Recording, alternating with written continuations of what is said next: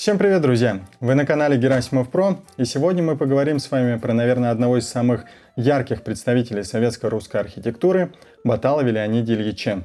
Человек, чей главный проект стал визитной карточкой Москвы, а также символом могущества СССР во всем мире.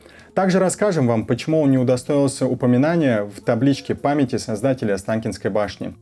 Усаживайся поудобней, поставь лайк, оставь комментарий и свое мнение об этом человеке, и не забудь подписаться на канал. Ведь это все поможет продвинуть ролик так, чтобы об этом человеке узнало как можно больше людей. Родился Леонид Ильич в 1912 году в городе Уфа. С ранних лет увлекается техникой и архитектурой. После окончания средней школы он поступает на архитектурный факультет Академии художеств, где познает основы своей профессии, ознакомливается с дизайном и той же самой архитектурой. После чего его жизнь заносит в Ленинградский институт инженеров коммунального строительства. Ну и финальным этапом его обучения можно, наверное, назвать Институт аспирантуры Академии архитектуры СССР. После окончания училища Баталов работает на различных архитектурных строительствах и проектных институтах. Быстро, благодаря своему таланту и упорному труду, добивается успеха и повышает свою квалификацию. После чего работает над множеством вообще проектов, но сегодня мы хотим с вами поговорить о его, наверное, самом величайшем произведении. Это строительство Останкинской телевизионной башни, которая была построена с 1967 по 1975 года. Целью ее создания было стать ключевым элементом распространения телевизионного и радиосигнала по территории Москвы и всего СССР. Как говорил сам Леонид Ильич, я вбил гвоздь на карте Москвы. При строительстве Останкинской башни инженеры, архитекторы и строители столкнулись с рядом немаловажных проблем, что было связано с ее уникальностью, высотой и использованием новых технологий, которые до этого не были применены нигде. Давайте перечислим некоторые из них. Первая и, наверное, самая главная проблема – это являлась высота, ведь действительно трудно представить, что в те времена можно было произвести здание высотой 540 метров. Из-за огромной высоты и просто невероятной нагрузки на фундамент создание прочного и твердого основания было действительно трудной задачей. Инженеры посидели, подумали, и только вдумайтесь, они создали основание из 361 сваи, которые были углублены в землю на 50 метров. Также высотные работы создавали и риски для самих строителей, ведь они ограничивали их в выборе технологии строительства.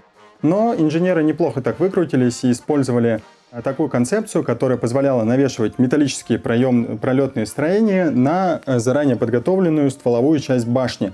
Это примерно как в игре, где вы должны дисками попасть на палку, которая рядом с вами стоит. Но и также необходимо было учитывать силу ветра, которая воздействовала на высоте 540 метров, чтобы там не было волновых колебаний в верхней части башни.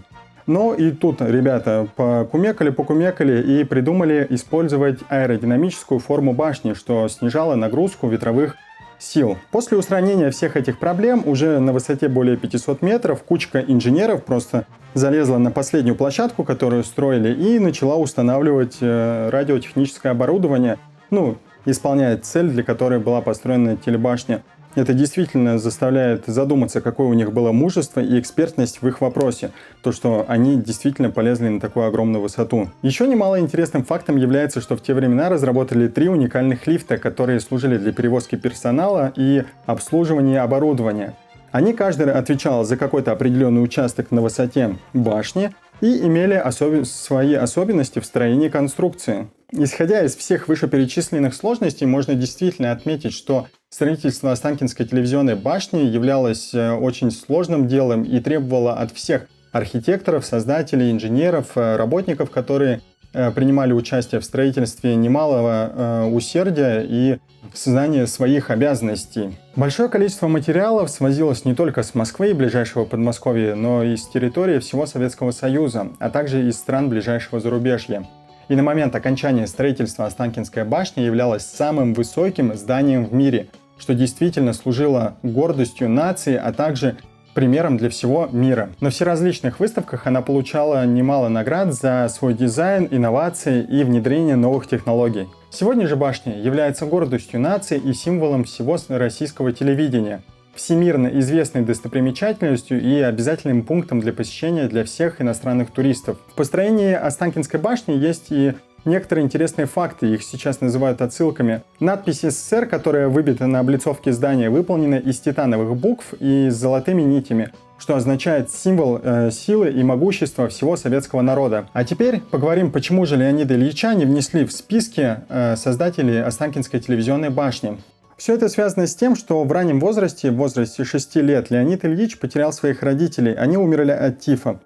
Но сильный характер и сильный дух не дали ему опустить руки, и он начал изучать, как я ранее говорил, дизайн и архитектуру. И по идеологическим соображениям, которые Леонид Баталов связывал с смертью родителей, в свое время он не вступил в партию КПСС. Ну а в те времена это было действительно очень серьезным проступком, и из-за этого как раз-таки он не удостоился Ленинской награды и упоминания в списках создателей Останкинской телевизионной башни. Но стоит отметить, что Леонид Ильич Баталов был известен не только на территории СССР.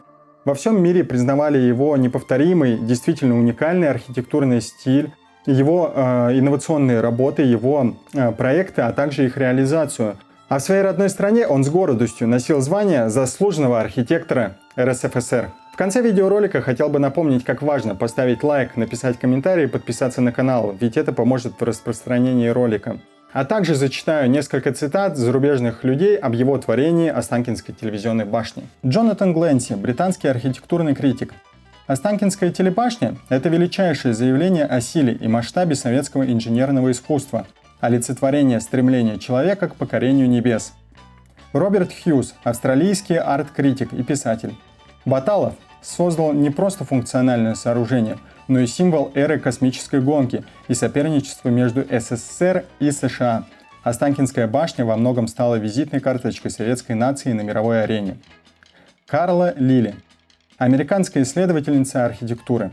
Неоспоримо, Останкинская телебашня является одним из ярких примеров использования архитектурных форм и инновационных решений строительства сооружений на полпути между землей и небом. Франсуа Шаслом, французский архитектурный критик и писатель.